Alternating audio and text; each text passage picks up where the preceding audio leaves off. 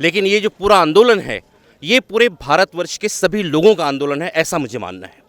क्योंकि सरकार ने जो 3 कानून लाए हैं, वो तीनों भी कानून पूरे समाज के हित में नहीं हैं। अगर हम एक एक एनालिसिस करें तो बहुत सीधी बात है, ये कानून कहता है कि जो कॉरपोरेट सेक्टर के लोग हैं, जो व्यापारी वर्ग के लोग हैं, वो कितना भी भंडारण कर सकते हैं, कितना भी माल जमा कर सकते हैं।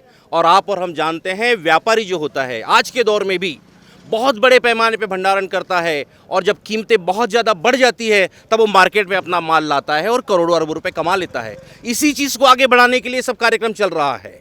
मैं और आप अगर कोई समझदार आदमी है तो हर दिन देखता है, किसी ज़माने में शेयर मार्केट में कंपनी के आधार पे शेयर की कीमत होती थी। आज वैसा नहीं है, आज दलाल बैठे हैं, बहुत कभी कभी खरीदी कर लेते हैं तो शेयर के रेट गिर जाते हैं, बेच देते हैं तो कीमतें कम हो जाती है, खरीदते हैं तो रेट बढ़ जाता है। वही धंधा अभी करना है।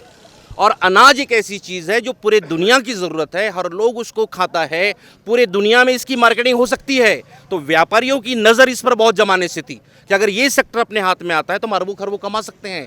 कहीं भी माल यहाँ पे किसानों से खरीदा जाएगा, जब खरीदने के लिए आएगा वो उद्योगपति, वो सब लोग मैनिपुलेटिंग कर देंगे, वो सोच लेंगे आज नहीं माल खरीदना है। पूरे उद्योगपति 10, 12, 15 रहेंगे, वो प्लानिंग करके उस दिन माल नहीं खरीदेंगे। व्यापारी को बोलेंगे कम रेट में देता है क्या, और कम रेट में अगर वो देने को मजबूर हो जाएगा तो सब खरीद लेंगे, स्टोरिंग कर लेंगे और बाद में बेच देंगे। सरकार कहीं पर भी उन खरीदीदार उद्योगपतियों पर बंधन नहीं डाल रही कि आपको कम से कम इतने में लेना ही है। उन्होंने खुली छूट दी है, और खुली छूट का मतलब ये है मजबूरी में किसान को कम से कम रेट में माल अपना बेचना ही पड़ेगा। सरकार बार बार समझाने के लिए कहती है कि आप कहीं भी माल बेच सकते हैं। अरे साहब, जो छोटा सा किसान है वो अपने गांव से शहर तक बैलगाड़ी में अपना माल नहीं ला सकता है, 2-4 पोते माल नहीं, तो वो कहाँ विदेश में जाके माल बेचेगा, बड़े शहर में माल बेचेगा। उसे कभी ना कभी तो व्यापारी को ही माल बेचना पड़ेगा, और नौबत फिर वही है, व्यापारी जो चाहेगा उस रेट में माल खरीदेगा। इसलिए जो कायदे हैं ये किसी भी तरह से किसानों के हित में नहीं है। जो अच्छी ज़मीन है, जो उपजाऊ ज़मीन है, वहाँ पर व्यापारी जाकर अपने मन मर्जी से फसल बोने के लिए बोलेगा। वो ये नहीं कहेगा कि ये आदमी के पेट भरने के लिए अनाज चाहिए, गेहूं चाहिए, जवारी चाहिए, वो नहीं कहेगा।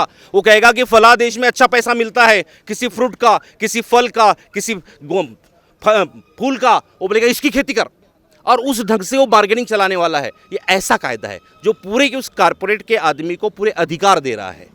हम ये जानते हैं कि जीने के लिए रोटी कपड़ा मकान बहुत ज़रूरी है, लेकिन ये सरकार ने जीने के लिए जो अनाज है उस अनाज को ही गायब कर दिया है। जीवन आवश्यक वस्तु में अभी आपका गेहूं, चावल, दाल ये सरकार ने निकाल दिया है। तो जैसे हम विदेशों में देखते हैं कि भैया क्या बोलता है विदेश वाला आदमी, वो कहता है भैया कि आप बिस्किट खाइए, आप डबल रोटी खाइए।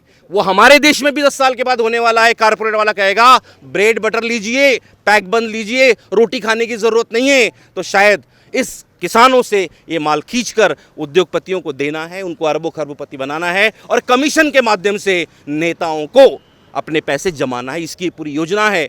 तो सिर्फ किसान ही नहीं, हम सबको मिलकर, पूरे देशवासियों को मिलकर इन कानूनों को वापस करना चाहिए। मौजूदा जो कानून है उसमें अगर कोई सुधार होने हैं तो ज़रूर सुधार कीजिए, लेकिन ये तीनों कानून जो सरकार ने लाए हैं ये बिल्कुल भी किसान ही नहीं बल्कि सभी देशवासियों के, भारतवासियों के हित में नहीं है।